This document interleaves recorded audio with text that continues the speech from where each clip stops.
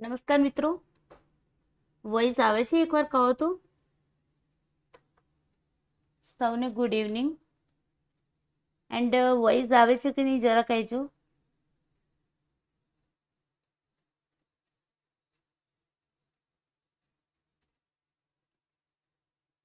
જે પણ મિત્રો લાઈવ હોય પ્લીઝ જણાવો કે વોઇસ આવે છે કે નહીં.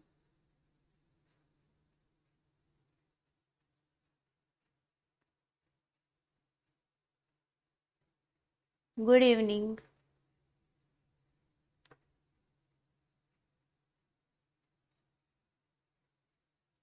ઓકે, વોઇસ આવે છે. ઓકે, ગુડ ઇવનિંગ બધાને. ચલો, જે પણ મિત્રો જોડાયા છે એ મિત્રોને વેલકમ, અને આપણે ક્લાસની શરૂઆત કરીશું. કે તો નમસ્કાર મિત્રો, હું છું આરતી પ્રજાપતિ. સ્ટડી ઓફ સાયકોલોજીમાં આપ સૌનું હાર્દિક સ્વાગત કરું છું. મિત્રો, આજના ક્લાસની અંદર આપણે સાયકોલોજીના એમસીક્યુઝ કરવાના છે. આવતીકાલે શ્રી ગોવિંદ ગુરુ યુનિવર્સિટીની અંદર ઘણા બધા મિત્રોની એક્ઝામ છે. તો આઈ હોપ અહીંયા આપણે 30 ક્વેશ્ચન કરવાના છે, અને 30 ક્વેશ્ચન જે છે એ તમને હેલ્પફુલ થાય. ઓકે, તો ચાલો શરૂઆત કરીએ ક્લાસની.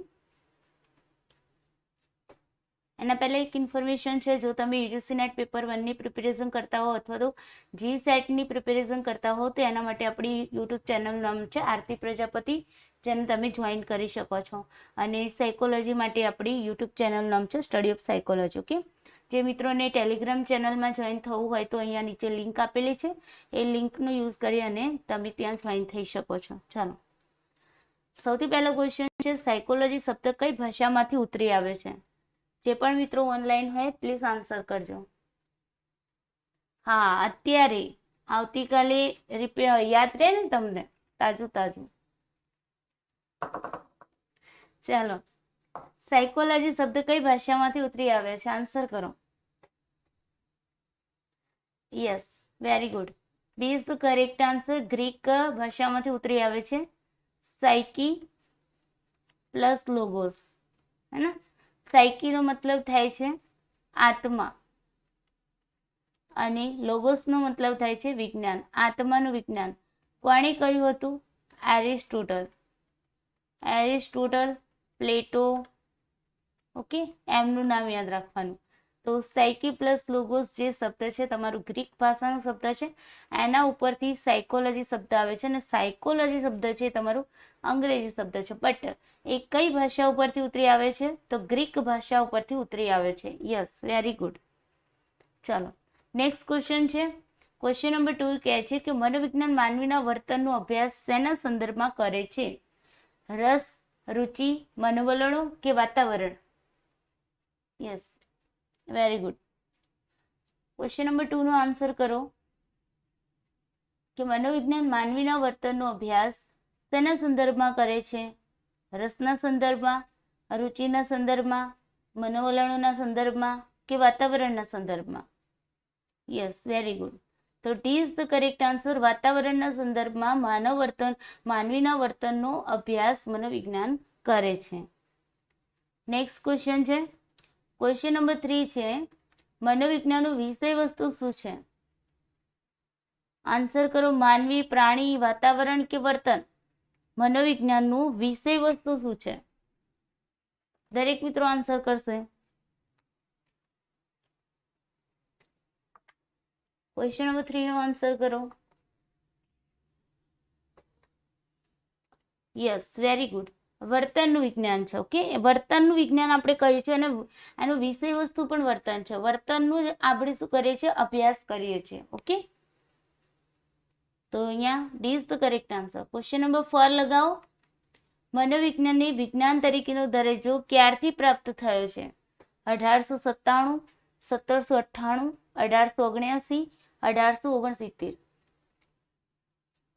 ક્વેશ્ચન નંબર 4 નો આન્સર કરો દરેક મિત્રો. એન્ડ વિડીયોને લાઈક શેર જરૂર કરી દેજો.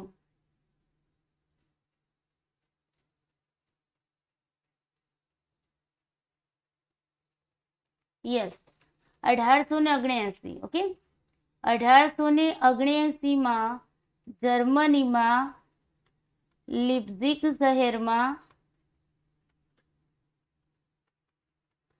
આવેલી લીપ્ઝિગ યુનિવર્સિટી. કઈ? લીપ્ઝિગ યુનિવર્સિટી. યુનિવર્સિટીમાં કોણે કર્યો તો? વિલ્હેમ વુન્ટે. વિલ્હેમ વુન્ટે સૌ પ્રથમ મનોવિજ્ઞાનની પ્રયોગશાળા સ્થાપી હતી.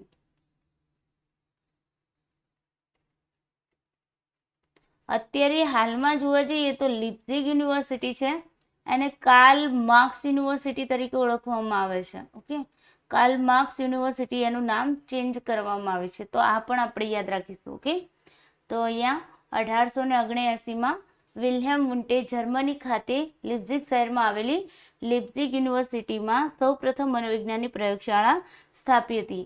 આ પ્રયોગશાળામાં એ જે પણ ઓબ્ઝર્વેશન કરતા હતા, જે પણ એક્સપેરિમેન્ટ કરતા હતા, એના માટે એમણે જે પદ્ધતિ અપનાવી હતી એ પદ્ધતિનું નામ હતું આંતરનિરીક્ષણ પદ્ધતિ.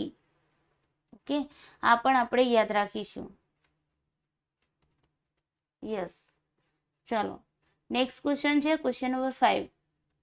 મનોવિજ્ઞાનની પ્રયોગાત્મક સ્વરૂપ આપવાનું યશ કોની ફાળે જાય છે? વિલિયમ જેમ્સ, કોહલર, વુન્ટ કે યુંગ? આન્સર કરો. ક્વેશ્ચન નંબર 5 નો આન્સર કરો. અને દરેક મિત્રો વિડીયોને લાઈક શેર કરશે અને ચેનલને હજુ સુધી સબસ્ક્રાઇબ ન કરી હોય તો પ્લીઝ કરી દેજો. ચાલો ક્વેશ્ચન નંબર 9 નો આન્સર કરો દરેક મિત્રો. સોરી, 5 નો આન્સર.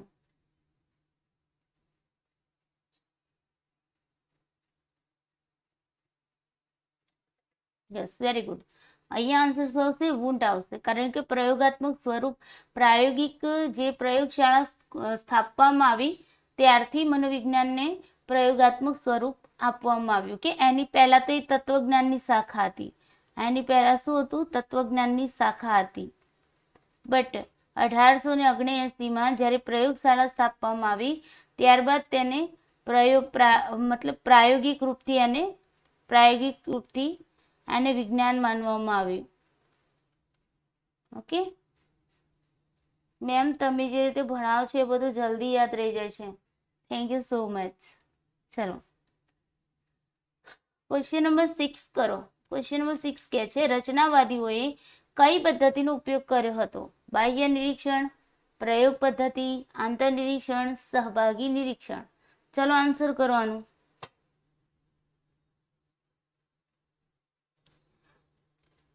Nine watching, 5 like. 4 જણા મજા લેવા આવ્યા. ચાલો, યસ. તો રચનાવાદીઓ જે હતા એ તમે આંતરનિરીક્ષણ પદ્ધતિનો ઉપયોગ કરતા હતા. ઓકે, રચનાવાદી કોણ હતા? વિલ્હેમ વુન્ટ હતા.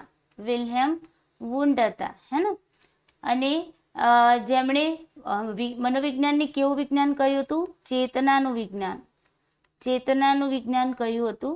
કોને કહ્યું હતું? મનોવિજ્ઞાનને. ઓકે, તો મનોવિજ્ઞાનને ચેતનાનું વિજ્ઞાન કોણે કહ્યું હતું? તો એ પણ તમારે યાદ રાખવાનું. વિલ્હેમ વુન્ટે. અથવા તો માનસિક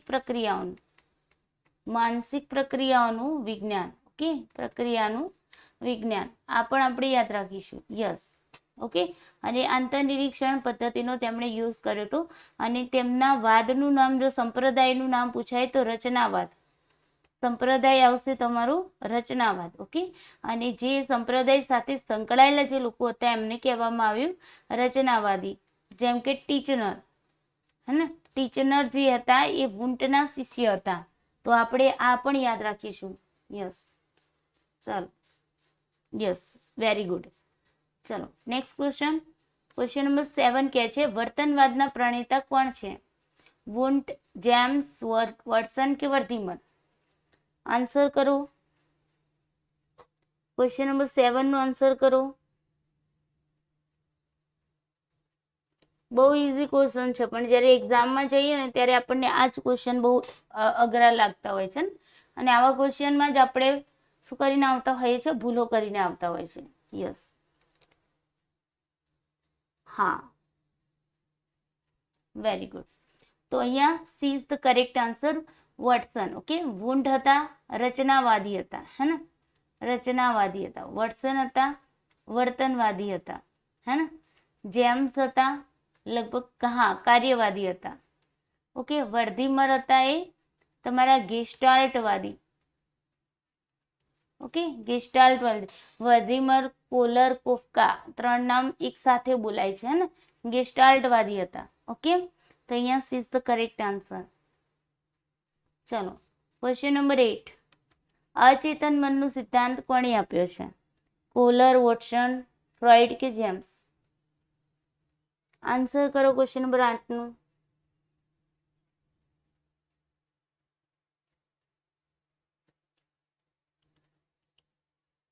ક્વેશ્ચન નંબર 8 નું આન્સર કરો. અચેતન મનનો સિદ્ધાંત કોણે આપ્યો છે?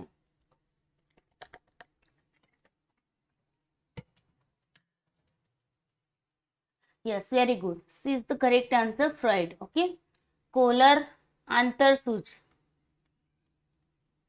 આંતરસૂજનો સિદ્ધાંત કોલરે આપ્યો હતો, હે ને, યાદ હશે તમને. ઓકે, વોટસન વર્તનવાદી છે, જેમ્સ કાર્યવાદી છે. ઓકે, ફ્રોઈડ મનોવિશ્લેષણવાદી છે, મનોવિશ્લેષણવાદી. કે મનોવિશ્લેષણવાદની સ્થાપના કોણે કરી હતી? ફ્રોઈડે કરી હતી. અચ્છા, તમને વિશ્લેષણવાદીની વાત કરે તો વિશ્લેષણવાદીમાં કોનું નામ લેવાય છે? ખ્યાલ છે કોઈને વિશ્લેષણવાદીમાં? તો યાદ રાખવાનું યુંગનું નામ. ઓકે, જે વિશ્લેષણવાદી હતા. તો આપણે મનોવિશ્લેષણવાદી અને વિશ્લેષણવાદી બંને ભેગું નથી કરવાનું. ઓકે, ધ્યાન રાખીશું. ચાલો ક્વેશ્ચન નંબર 9 લગાવો. ક્વેશ્ચન નંબર 9 કહે છે કે મનોમાપનલક્ષી મનોવિજ્ઞાનનો આરંભ કોની બુદ્ધિ કસોટી સાથે થયો એમ ગણી શકાય? Binet Simon, doctor Desai, doctor Bhatia, Watson. મનનું માપન કરતી જે મનોવિજ્ઞાનનો મતલબ કે આરંભ કોની બુદ્ધિ કસોટીથી કરવામાં આવ્યો? મનોમાપનલક્ષી મનોવિજ્ઞાનનો આરંભ. યસ, હા બિલકુલ. તો અહીંયા આન્સર શું આવશે? Binet Simon is the correct answer. Okay, yes, Binet સાયમને ક્યારે કરી હતી ભાઈ રચના? બુદ્ધિ કસોટી ક્યારે બનાવી હતી? 1905માં. ઓકે, આ પણ આપણે યાદ રાખીશું. ચલો નેક્સ્ટ ક્વેશ્ચન છે ક્વેશ્ચન નંબર 10. તંદુરસ્ત અને મનદુરસ્ત જીવન કેવી રીતે જીવવું તે અંગેનું માર્ગદર્શન, અભ્યાસ, સંશોધન સાથે મનોવિજ્ઞાનની કઈ શાખા સંકળાયેલી છે? જ્યારે મેં ટાટની એક્ઝામ જ્યારે મેં ક્રેક કરી ને ટાટની એક્ઝામ, ત્યારે ટાટની એક્ઝામની અંદર આ પ્રશ્ન આવ્યો હતો. ટાટની એક્ઝામની અંદર આ પ્રશ્ન આવ્યો હતો. એકદમ ઇઝી ક્વેશ્ચન. તંદુરસ્ત અને મનદુરસ્ત જીવન કેવી રીતે જીવવું તે અંગેનું માર્ગદર્શન, અભ્યાસ, સંશોધન સાથે મનોવિજ્ઞાનની કઈ શાખા સંકળાયેલી છે? Yes, very good. C is the correct answer, સ્વાસ્થ્ય મનોવિજ્ઞાન. કે તંદુરસ્ત, મંદુરસ્ત એનાથી જ ખબર પડી જાય છે કે સ્વાસ્થ્ય અંગેની વાત થઈ રહી છે, હે ને? યસ. એના પછી ક્વેશ્ચન નંબર 11. પોતાની અંદર અંતર્મુખ થઈને પોતાનામાં ચાલતા મનોવ્યાપારનું નિરીક્ષણ કઈ પદ્ધતિ દ્વારા કરવામાં આવે છે? ઓપ્શન છે સહભાગી નિરીક્ષણ, આંતરનિરીક્ષણ, ક્ષેત્ર નિરીક્ષણ, વ્યવસ્થિત નિરીક્ષણ. ચાલો આન્સર કરો. પોતાની અંદર અંતર્મુખ થઈને પોતાની અંદર જ ચાલતા જે મનોવ્યાપારો છે એનું નિરીક્ષણ કઈ પદ્ધતિ દ્વારા કરવામાં આવે છે? ટાટ આઈ થિંક મને જે ઇન્ફોર્મેશન મળી છે એ મુજબ 2023માં આવવાની સંભાવના છે. ઓકે, શ્યોરલી ન કહી શકું, બટ 2023માં આવવાની સંભાવના છે ટાટની. ઓકે, યસ, આંતરનિરીક્ષણ ઇઝ ધ કરેક્ટ આન્સર. બિલકુલ સાચું. કે આંતરનિરીક્ષણનો મતલબ જ એ થાય કે પોતાની અંદર ચાલતા જે વિચારો છે એને ચેક કરવા. તમને દુઃખ થઈ રહ્યું છે તો શા માટે તમને દુઃખ થઈ રહ્યું છે? શા માટે તમને દુઃખની ફિલિંગ્સ થઈ રહી છે? એવું શું તમને લાગી રહ્યું છે જેનાથી તમને દુઃખ થઈ રહ્યું છે? તો આ બધું શું છે? તમે તમારી અંદર તમે અંતર્મુખ થઈ પોતાની અંદર શું ચાલી રહ્યું છે એને જોવાનો પ્રયત્ન કરે છે. એને કહેવામાં આવે છે આંતરનિરીક્ષણ. ઓકે, નેક્સ્ટ ક્વેશ્ચન છે ક્વેશ્ચન નંબર 12. કુદરતી નિરીક્ષણ પદ્ધતિની મર્યાદા દૂર કરવા માટે કેટલાક ટેકનિકલ સાધનોનો ઉપયોગ કઈ પદ્ધતિમાં કરવામાં આવે છે? સહભાગી નિરીક્ષણ, આંતરનિરીક્ષણ, ક્ષેત્ર નિરીક્ષણ કે વ્યવસ્થિત નિરીક્ષણ? હવે એમાં કેવું હોય કે કુદરતી નિરીક્ષણ પદ્ધતિ હોય ને એમાં તમારે શું કરવું પડે ભાઈ, કુદરતી રીતે જ તમારે ત્યાં ઓબ્ઝર્વેશન કરવું પડે, હે ને. ઘણી વખતે એવું બનતું હોય કે ભાઈ કુદરતી રીતે કોઈ પણ વર્તન થતું હોય ને એ જરૂરી નથી કે રિપીટ થતું હોય, હે ને. કૃત્રિમ વર્તન હોય તો આપણે એને રિપીટ કરાવી શકીએ, બટ નેચરલી જે તમારું બિહેવિયર છે એને તમે રિપીટ ન કરાવી શકો, હે ને. તો પછી તમારે રેકોર્ડ કરીને રાખવું હોય તો તમારે એનો યુઝ ફરીવાર કરવાનું થાય તો એના માટે આ જે મર્યાદા છે કુદરતી નિરીક્ષણની, એ કુદરતી નિરીક્ષણ પદ્ધતિની મર્યાદાને દૂર કરવા માટે કેટલાક આપણે શું કરીએ, ટેકનિકલ સાધનોનો ઉપયોગ કરીએ છીએ. જેમ કે ટેપ રેકોર્ડર થઈ ગયું, બરાબર, કેમેરા થઈ ગયા, અથવા તો એવા ઘણા સાધનો હોય છે કે જેના માધ્યમથી આપણે બધું રેકોર્ડ કરી શકીએ કે વ્યક્તિ ક્યારે શું બોલ્યું હતું, ક્યારે કેવું બિહેવિયર કર્યું હતું. ઓકે, તો એમાં કઈ પદ્ધતિમાં આવું કરવામાં આવે, સહભાગી, આંતર, ક્ષેત્ર કે વ્યવસ્થિત. તો અહીંયા શું આન્સર આવશે તમારો? વ્યવસ્થિત નિરીક્ષણ ઇઝ ધ કરેક્ટ આન્સર. આપણે વ્યવસ્થિત રીતે ક્રમિક રીતે કામ કરતા હોય, ટેકનિકલ સાધનોની મદદથી આપણને વ્યવસ્થિત રીતે ઓબ્ઝર્વેશન કરવા મળતું હોય છે. ઓકે મેમ, તમે જે નાના પાયાનું રિસર્ચ કર્યું હતું માસિક સ્ત્રાવ દરમિયાન સ્ત્રીઓમાં સામાજિક સમાયોજન, એમાં પ્રશ્નાવલી કોની હતી? જંસારી સરની હતી, અશ્વિન જંસારી સરની હતી, અશ્વિન જંસારી સરની. Yes. Question number 13. Question number 13 કહે છે બુદ્ધિ ક્ષમતાનું માપન કરવાનું સૂત્ર કોણે દર્શાવ્યું હતું? ચાલો, બુદ્ધિ ક્ષમતાનું માપન કરવાનું સૂત્ર કોણે દર્શાવ્યું હતું? બીને, વેક્સલર, સ્ટર્ન કે રેવન? આન્સર કરો. ક્વેશ્ચન નંબર 13 નો આન્સર કરો. જે મિત્રો લાઈવ છે મિત્રો પ્લીઝ વિડીયોને લાઈક કરી દેશો, અને જે મિત્રો નવા છે ચેનલ ઉપર ચેનલને સબસ્ક્રાઇબ કરી લેજો, જેથી કરીને દરરોજ તમને આટલા ક્વેશ્ચન, મતલબ દરરોજ આપણે 30 ક્વેશ્ચનનું ટાર્ગેટ રાખ્યો છે. 30 ક્વેશ્ચન દરરોજ તમને પ્રોવાઈડ કરવામાં આવશે મનોવિજ્ઞાનના, જેથી કરીને તમને કોઈ પણ એક્ઝામ હોય તો એની અંદર તમને કામ લાગે. Okay, yes. ચાલો, હા બિલકુલ correct answer Stern is the correct answer. Okay, સ્ટર્ને બુદ્ધિ ક્ષમતાનું માપન કરવાનું સૂત્ર દર્શાવ્યું હતું. ઓકે, ચાલો નેક્સ્ટ ક્વેશ્ચન છે ક્વેશ્ચન નંબર 14. બુદ્ધિ અંગેનો ત્રિપરિમાણાત્મક સિદ્ધાંત કોણે દર્શાવ્યો? ચાલો, બુદ્ધિ અંગેનો ત્રિપરિમાણાત્મક સિદ્ધાંત કોણે દર્શાવ્યો? આન્સર કરો.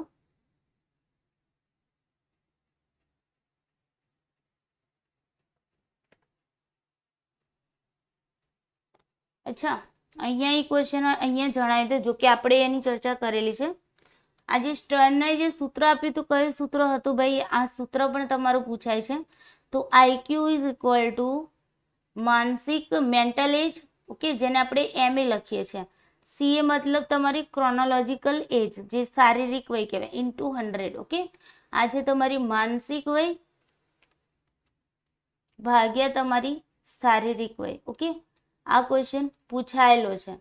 આ VSNGU, okay, V Narmad South Gujarat University, okay, VNSGUમાં આ ક્વેશ્ચન આવેલો છે. એટલે આપણે યાદ રાખીશું કે IQ નું સૂત્ર પૂછાય છે તો IQ is equal to MA divided by CA into 100. Okay, આ ખાસ ધ્યાન રાખીશું.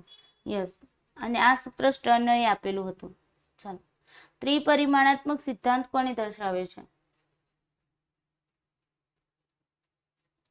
ચાલો, યસ, તો અહીંયા તમારો આન્સર શું આવશે ભાઈ? ગિલફર્ડ. ગિલફર્ડ ઇઝ ધ કરેક્ટ આન્સર. હવે અહીંયા હું તમને છે ને કેટલાક સિદ્ધાંતો અને તેના જે મતલબ થિયરી આપનાર જે છે મનોવૈજ્ઞાનિકો, એમના નામ પણ લખાવી દઉં છું. તમે નોટમાં લખી દેજો, કે કારણ કે કંઈ પણ પૂછાઈ શકે છે. તો જો સ્પીયરમેન છે ને, સ્પીયરમેનનો જે સિદ્ધાંત છે એ સ્પીયરમેનનો સિદ્ધાંત કયો કહેવાય છે? દ્વિઘટક સિદ્ધાંત કહેવાય છે, જેની અંદર આપણે કયા કયા ઘટકોની વાત કરી છે? G and S, હે ને. G મતલબ જનરલ અને સ્પેસિફિક એટલે વિશિષ્ટ. ઓકે, જનરલ જે આપણને મતલબ કે જન્મથી જ મળતા હોય છે, સ્પેસિફિક છે જે આપણા શીખાયેલા હોય છે. ઓકે, પછી એના પછી વાત કરીએ સ્ટર્નબર્ગનો સિદ્ધાંત. હવે સ્ટર્નબર્ગનો જે સિદ્ધાંત છે એનું નામ શું છે? ત્રિપુટીનો સિદ્ધાંત. શું છે? ત્રિપુટીનો સિદ્ધાંત. કયા કયા ત્રિપુટીમાં કયા કયા આવશે? તો પહેલું છે ઘટકીય બુદ્ધિ. ધ્યાન રાખીશું કે કારણ કે એક્ઝામમાં પૂછાઈ શકે છે. ઘટકીય બુદ્ધિ. બીજા નંબરે અનુભવજન્ય બુદ્ધિ. તમારી નોટની અંદર લખી રાખો. ઓકે. અને ત્રીજું છે તમારું સંદર્ભગત બુદ્ધિ. ઓકે. એના પછી તમારું આવશે ગિલફર્ડનું ત્રિપરિમાણાત્મક. ગિલફર્ડનું ત્રિપરિમાણાત્મક સિદ્ધાંત. હવે આમાં કયા આવશે ગિલફર્ડમાં? પહેલું છે ક્રિયા, બીજું છે વસ્તુ અને ત્રીજું છે તમારું નિપજ. ઓકે.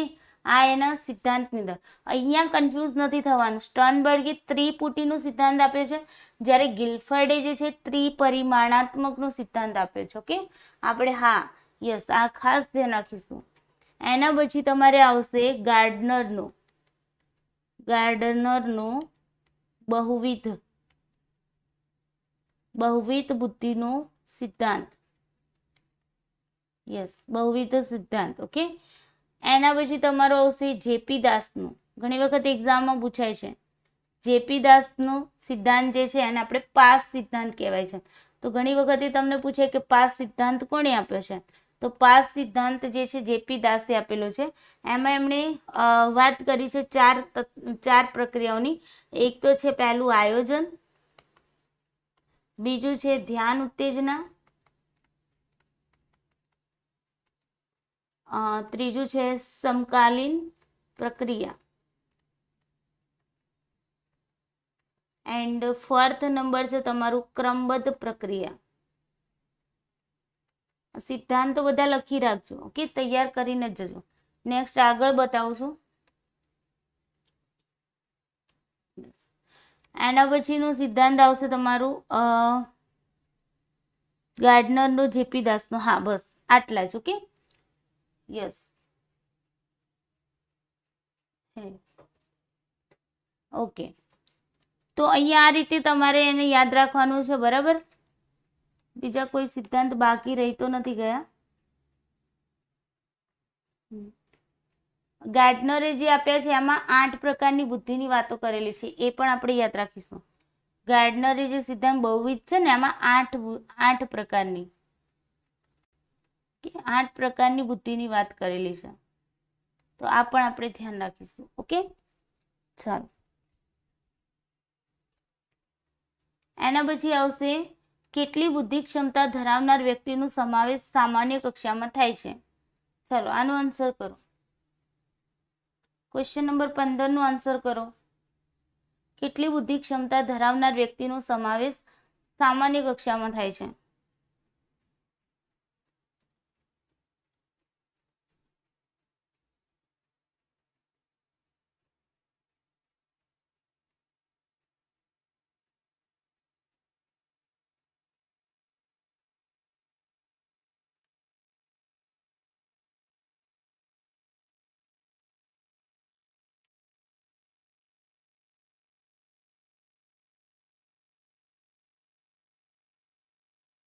ચાલો.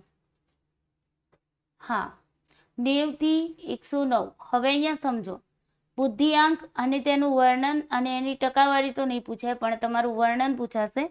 તો જો તમે 70 થી નીચે હોય તો આપણે એને એમ કહીએ મંદ બુદ્ધિના બાળકો. કેવા કહેવાય છે? 70 થી નીચે હોય ને તેને મંદ બુદ્ધિના બાળકો ગણાય. 70 થી 79 સુધી જઈએ તો સીમાવર્તી બુદ્ધિ કહેવાય. 80 થી 89 નિમ્ન સરેરાશ, અને 90 થી 109 છે એ તમારી સરેરાશ બુદ્ધિ, એટલે કે સામાન્ય બુદ્ધિ કહેવાય. ઓકે. સામાન્ય.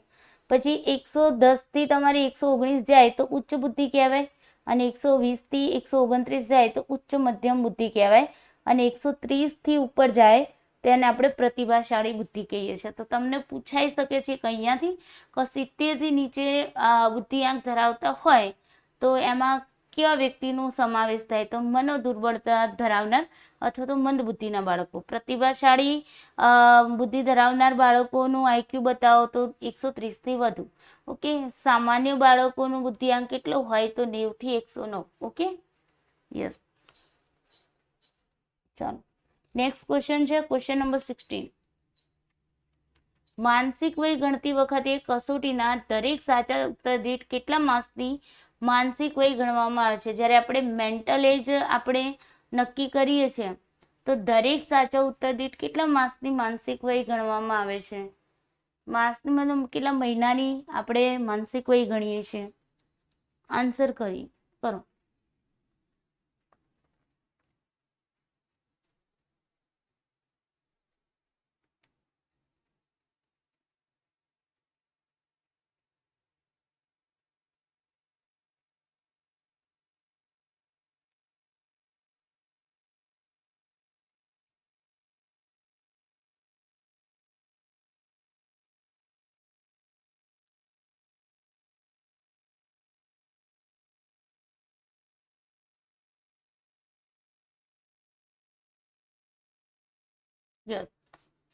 અહીંયા આન્સર આવશે તમારો એ ઇઝ ધ કરેક્ટ આન્સર. 2 મહિનાની આપણે એમની મતલબ કે એક સાચો આન્સર પડે તો આપણે એને 2 મહિના માની લો કે 6 આન્સર સાચા પડ્યા તો આપણે એની મેન્ટલ એજ કેટલી માનીએ છીએ?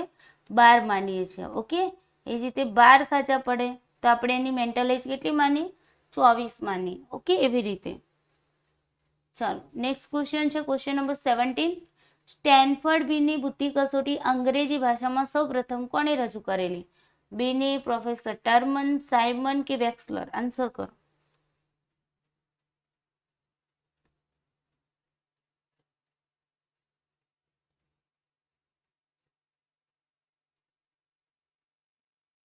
ક્વેશ્ચન નંબર 17 નો આન્સર કરો.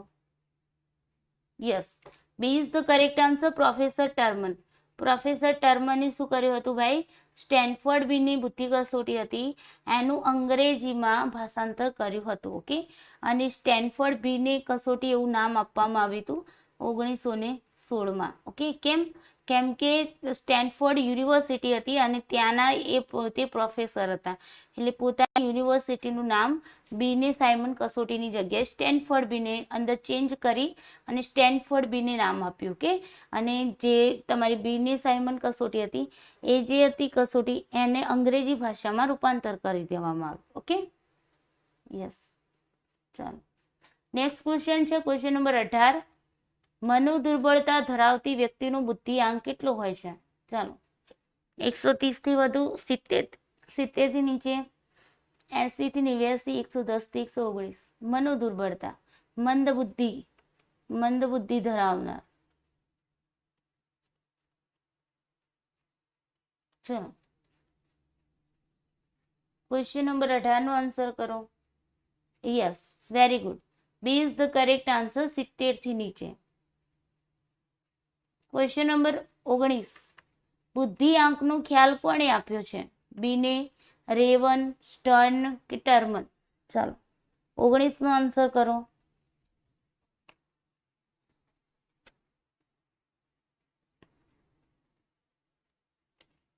બુદ્ધિઆંકનો ખ્યાલ કોણે આપ્યો છે?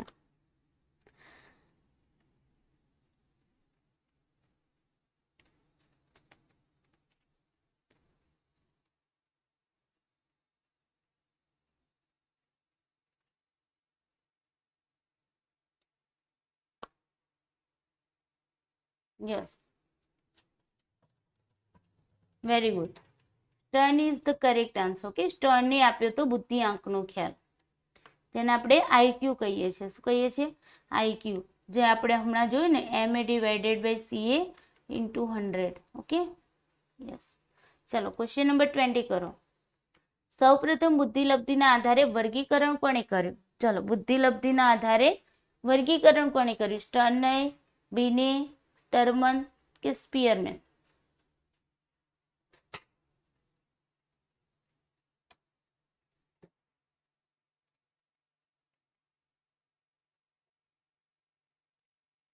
ક્વેશ્ચન નંબર 20 નો આન્સર કરો.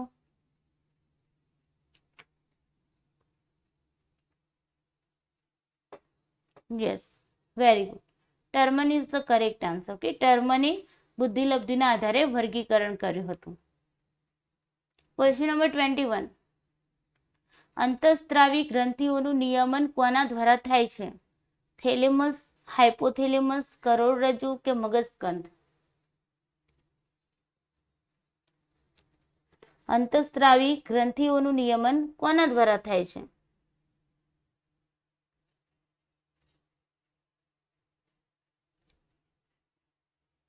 દરેક મિત્રો આન્સર કરશે.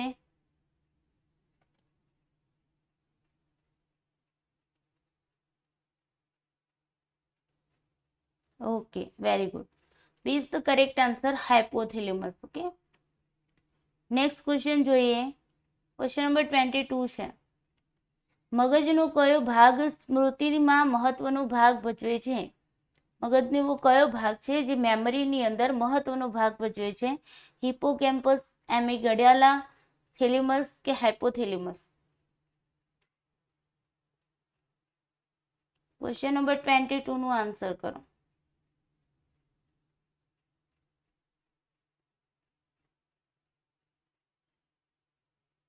Yes, very good. Hippocampus is the correct answer. Okay, ચલો નેક્સ્ટ ક્વેશ્ચન છે. Question number 23. ચયાપચયની ક્રિયાનું નિયમન કોણ કરે છે? જીનોટાઇપ, જનીન તત્વો, થાઇરોક્સિન કે ઇન્સ્યુલિન? ચાલો, ચયાપચયની ક્રિયાનું નિયમન કોણ કરે છે?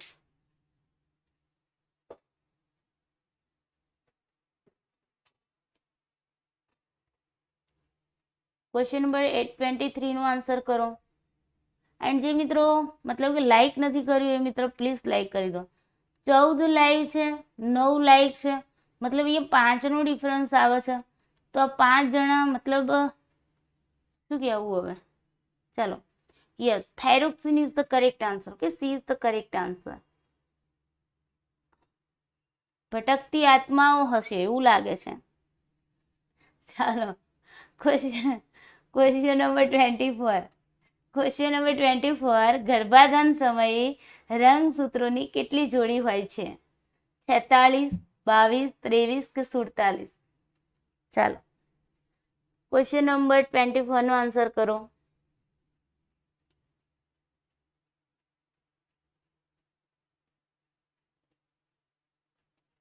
યસ, 24 નો આન્સર કરો. ચાલો, very good. 23 is the correct answer. Okay, જો રંગસૂત્રોની જોડી કીધી હોય ને તો જોડી 23 જોડી આવે, હે ને? અને આમ જોવા જઈએ તો કેટલા થશે ટોટલ રંગસૂત્રો? કેટલા થાય? રંગસૂત્રો 46 થાય. બટ એને જોડમાં આપણે બનાવીએ, જેમ કે XX છે, હે ને? એવી રીતે જોડમાં એને બનાવો તો કેટલા થાય? 23 રંગસૂત્રો થાય. ઓકે, ખાસ ધ્યાન રાખીશું. ચલો, નેક્સ્ટ ક્વેશ્ચન છે તમારો ક્વેશ્ચન નંબર 25. માનવ શરીરના પ્રજનન કોષોમાં કેટલા રંગસૂત્રો હોય છે? 22, 23, 46 કે 47? માનવ શરીરના પ્રજનન કોષોમાં કેટલા રંગસૂત્રો હોય છે? ચાલો આન્સર કરો.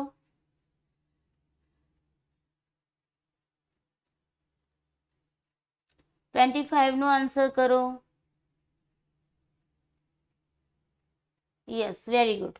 25 માં આન્સર આવશે. C is the correct answer, 46. Okay, question number 26. પુખ્ત વયની વ્યક્તિના મગજનું વજન કેટલું હોય છે? 3.61 કિલો, 1.36 કિલો, 2.63 કિલો કે 2 કિલો? પુખ્ત વયના વ્યક્તિના મગજનું વજન કેટલું હોય છે?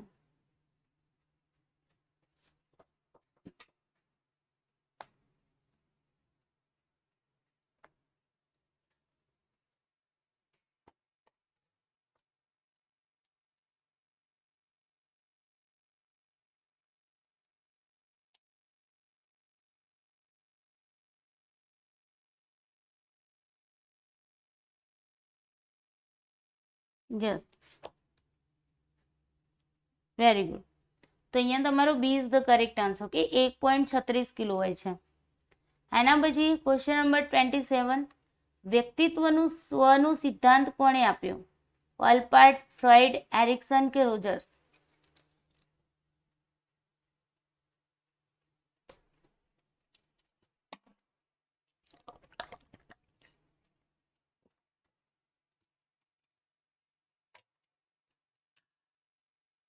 ક્વેશ્ચન નંબર 27 નો આન્સર કરો.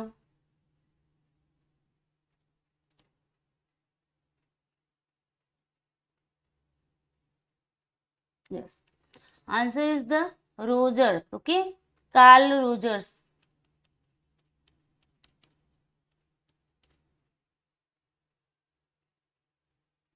યસ, ચાલો ક્વેશ્ચન નંબર 28. સાઈના ડાઘાની કસોટી કયા મનોવૈજ્ઞાનિકે વિકસાવી છે? Freud, Hermann Rorschach, Carl Jung, Cattell. Question number 28 નો આન્સર કરો.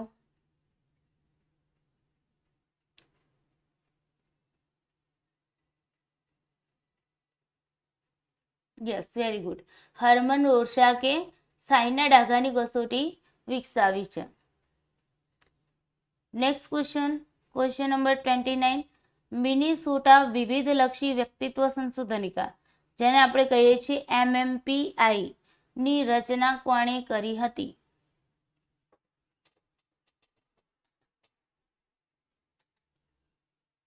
ચલો, MMPI ની રચના કોણે કરી હતી? હિપોક્રેટિસ, હેથવે અને મેકકિનલ, રોઝનવિક, પાઇન અને ટંડલર.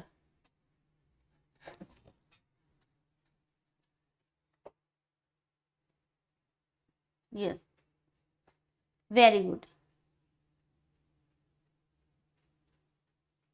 બી is the correct answer. Hathaway અને મેકકિનલ, એમણે MMPI ની રચના કરી હતી.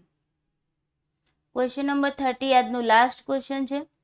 કોના સિદ્ધાંત મુજબ શારીરિક ફેરફારો એ આવેગનું પરિણામ નહીં પરંતુ કારણ છે?